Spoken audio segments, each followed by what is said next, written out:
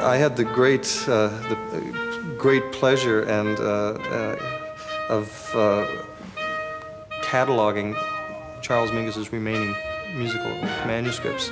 It was in the course of all that cataloging that Andrew discovered Epitaph, which, as you know, is Charles's masterwork that he had tried to perform at Town Hall back in 1962.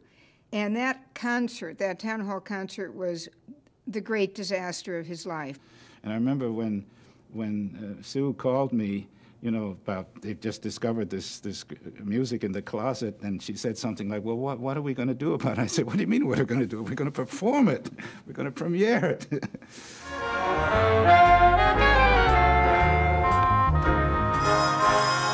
He consolidates a lot of the tradition, like the jazz tradition. He's not victimized by a style. Like he doesn't play bebop or swing or any generic style. I mean, there had been nothing like that in jazz. There had hardly been anything like that in avant-garde classical music. Because in addition to the complexity, the compositional complexity, the layers of music and all the different rhythms and kinds of musics going on simultaneously, you also had to swing. I mean, you don't have to swing Stockhausen. He writes parts that sound good on the instruments for which he writes them for, but they're not the usual kind of a part that the instrument would play. They're extremely challenging technically, but not in the sense that they sound like, oh, someone is just playing a bravura part. They make a lot of sense, say in the sense that Stravinsky would write certain parts that were a little bit out of range for some of the instruments because he liked the sound of the struggle. And some of the things I were doing were quite difficult. So his reaction to that was, well, if he can do this, if he can do that, then he can do this. And he'd come in with something that was a little bit more difficult, even harder than what I'd had to play yesterday. Well, I wasn't going to admit to him that I couldn't do it. So I would take that music home and woodshed it until I could play it. I'm going to show you.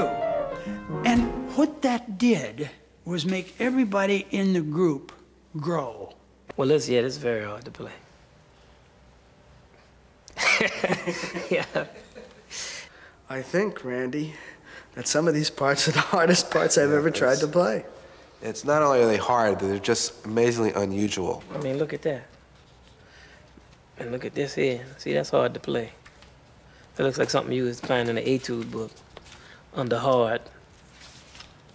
Some of the music is of such a complexity that you, and I mean now vertically, horizontally, contrapuntally, harmonically, rhythmically, that the only comparison I've ever been able to find is a great iconoclastic composer, American composer, Charles Ives. I feel that he's doing what all the musicians try to do, which is always re-examine the basic elements, the things that give whatever the particular art form is its greatest power.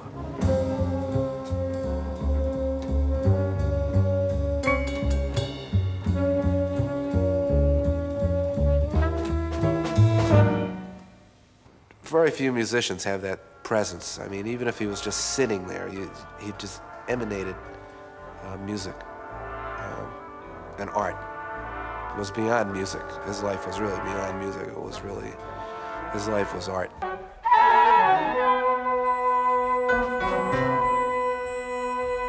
It is a summary kind of work, as Götterdämmerung is too, in Wagner's life, because this sums up all of Mingus's creativity and genius and talent.